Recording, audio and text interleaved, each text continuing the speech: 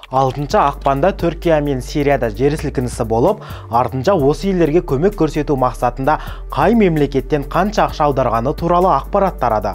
Катар бауырлас мұсылмандарға деп қос елге 1,5 миллиард ақш долларын аударғаны рас па? Бірге зерттейік.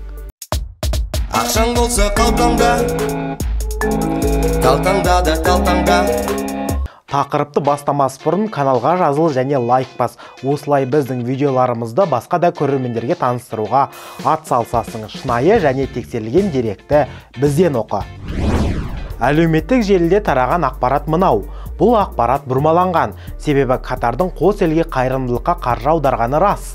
Алайда оның көлемі 1,5 миллиард доллар емес.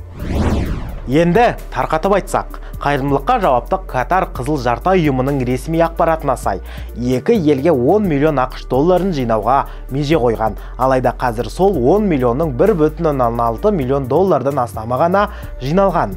Ал қайырымдылыққа жауапты келесі Катар Шерити ұйымының сайтында 6 миллион доллар бөлінгені туралы жазылған. Бұдан бөлек Катар әмірі Тамим ибн Хамид Аль-Тани 13,7 миллион доллар.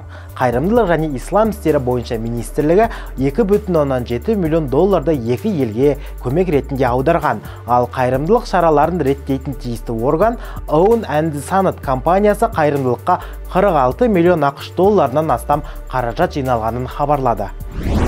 Егер мақаламен толық танысамыз десеңіз, сипаттамада көрсетілген сілтемеге өтіп оқи аласыз.